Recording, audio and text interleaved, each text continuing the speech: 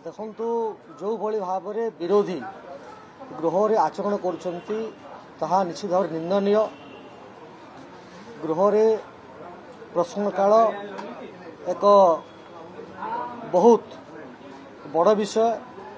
ओडिशार विभिन्न समस्या को लेकर लोकों भितर जो असुविधा अच्छी प्रश्न पचारि था लोक मैंने हट्टगोल कर बंद करवा निश्चित भाव में ओडिशार लोकों से माने किसी करने चाहूना एक स्पष्ट होची।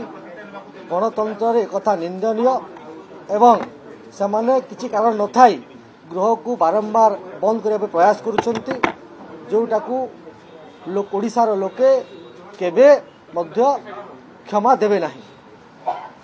एवं से जो प्रसंग उत्थापन करुछंती आपण कहवा कथा जे जदि बिजू बाबू को किए सबुठ बेसी अपमान करिछि ताहेले बिजू जनता दल करिछि।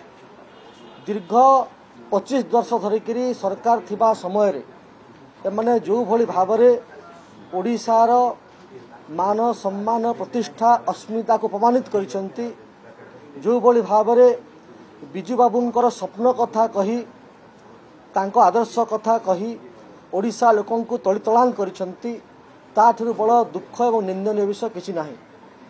एमाने जो कथा से करिसेंती एवं करने को चाहिए केवल ओडिशा को प्रताड़ना करिसेंती।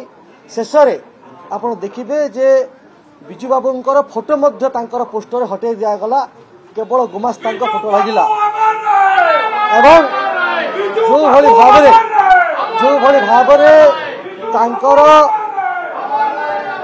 तांकर जो भली भाव चरित्र थिला, जो भली भाव कार्य थिला, आमे तांको यथेष्ट सम्मान देइछु एवं सम्मान सहित सारा राज्य स्तरीय बिजू पट्टनायक जयंती को भाव पालन करा जाइछि।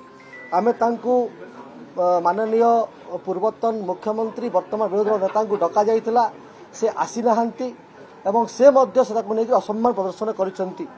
एवं जदि निजे मुख्यमंत्री कहिसेंती जे जो कथा बिजू बाबू कहूतिले माँ को सम्मान गाँव रे काम से कथा आमे करिचु, महिला मान को सुभद्रा योजना दिखाई एवं तांको सह लक्षपति दीदी सृष्टि करने व्यवस्था करा जाइछि।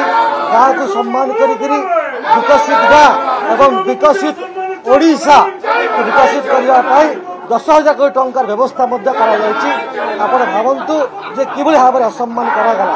एवं शेष कथा जो तारीख कथा कह जो दिन नेशनल पंचायती राज दिवस 73rd एमेंडमेंट रे एक्ट रे हितला ताकू मध्य सरकार पालन करने को जाउची एवं बिजू जयंती को सरकारी स्तर रे पालन करा जाइची एवं से माने जो बेस्ट जो सम्मान करछन से माने असम्मान करछन। धन्यवाद।